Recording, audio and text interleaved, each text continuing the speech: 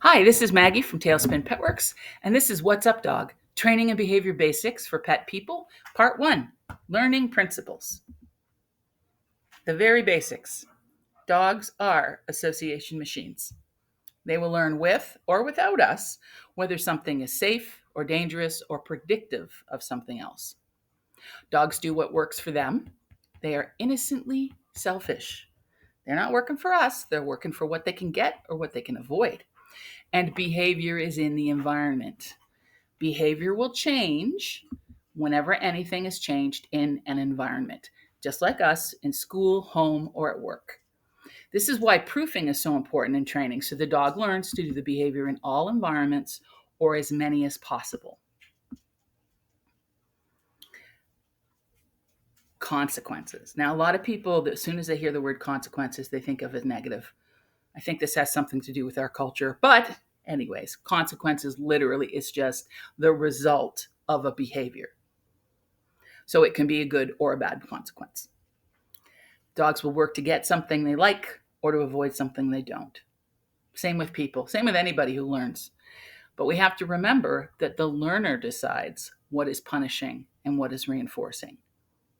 For example, sometimes in puppy class, people will get really excited because their puppy did something and they'll go, yay! And then they will squish the dog's head.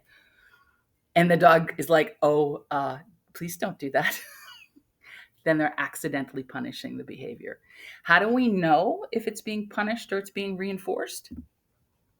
By how often that behavior occurs after that.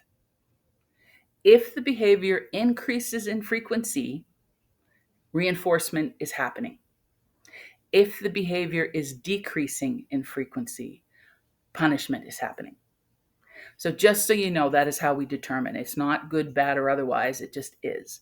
There are other aspects that we will talk about in a minute.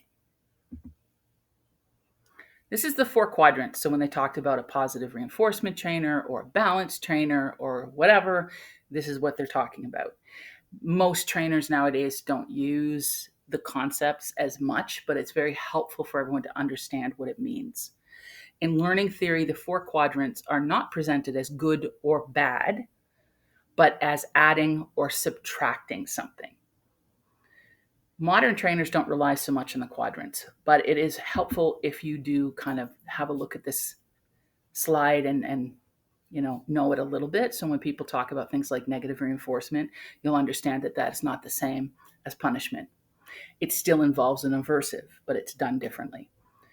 Anyways, moving on to the importance part, which is feelings. Pavlov is always on your shoulder. For those of you who don't know who Pavlov is, he's a guy who studied classical conditioning and kind of created the whole concept. And he wasn't very nice about it, but that's another story altogether. Basically, Pavlov was the one that said, we rang a bell, we gave the dog the food, and the dog salivated. And eventually, the bell itself would make the dog salivate, with or without the food. It's classical conditioning. You're creating an emotional or physiological state around a stimulus, which would be the bell. The reason this is important is that everything you do with your dog or everything your dog learns will have a negative or a positive balance with their emotions. And this is why we recommend not to use a lot of punishment, because dogs will develop negative emotions about them. We also have to remember that feelings work both ways. You can take a thing and add something awesome to it and get a happy dog. But you can take a thing and add a negative to it and you get an unhappy dog. Honestly, from a quality of life point of view, happy dogs are better. They're less likely to be aggressive. They're less likely to not respond to you. There's all sorts of science on that. Punishment does work, but these are the risks that we run when we use it. So we have to be very, very careful when we decide how, when, and what we are going to use as a punisher. Because of fear. Again, generalizing fear of things is a problem. It's where the associations grow to include other things in the environment. So just say Your dog went out the front door on you with a walk, and you went about half a block away, and then something scary happened. A car broke down, or I don't know, whatever. Something happened. And they happened to be standing next to a pole. Well, the next time they go on their walk, they might be spooked by the pole because they've made an association that when I walked by this pole before, something scary happened, and so it's dangerous. If you don't work on those things right away and helping the dog feel safe, what often can happen is the behavior and the fear starts to grow backwards. So that half block turns out that the dog will be afraid of a quarter of it, and then half of it, and then all of it, and then will be afraid of your front door, and so on, and so on, and so on. So we don't want our dogs to be able to have that fear grow. It sticks and it grows. So if your dog starts showing fear of something, you need to work on it. The way you work on it is coming up. This is how we change feelings. There are usually sort of three basic options. The first two are very similar to each other in concept, except one adds a good thing, and the other one is just about exposure. So the first one is desensitization. The scary thing is so far away, it means almost nothing. So that means the dog is under their threshold. And that thing will happen repeatedly at a very low level. And over time, they get desensitized to it. So think about it for you if you were living next to a train track. When you first move there, you hear every single train. And it's like, oh my God, the noise. And then the more it happens and the more it happens and the more it happens, generally, you will start to just not hear it anymore because you're becoming desensitized to it. It's becoming a regular part of the environment. The problem with that is it can take a very long time and there can be a lot of stress involved. The next one, which is counter conditioning. So counter means we are changing from one emotional state to another. It can kind of go both ways, but we're talking about making things better, not worse.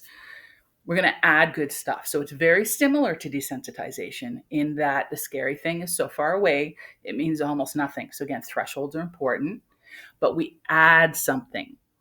So what that might look like is your dog is 20 feet away from the scary person or thing and is fine at 20 feet, but not good at 15. Okay. 20 feet, the person comes out, becomes, visible. Food happens, person goes away. Person comes back, food happens. What happens eventually is the dog goes, oh, hey, there's that person. I get chicken now, right? There is a change of emotional valence. So we want to make sure that we see that before we start reducing the distance, right? Is that you see the animal going, ooh, ooh, ooh, there's the thing. Where's my chicken? Do other stuff, which is the final one, I actually prefer rather than straight counter conditioning, is we do something the dog enjoys and does well. So behaviors they like doing tricks or playing or doing tug, something that the dog really enjoys doing and has been reinforced for a lot, which again makes it feel good, becomes a replacement for the behavior they might do if they see a trigger. So if normally the dog sees something and starts leaping around and lunging, we would make sure we were at a distance under threshold, and we would ask the dog to do one of the things that they really like doing. There's still food involved, there's still toys and play and so on and so forth, but it gives the dog a very definite thing to do that is not reacting to the thing.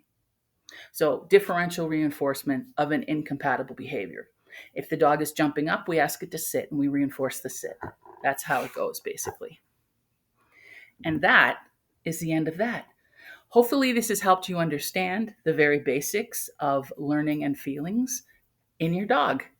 Happy training.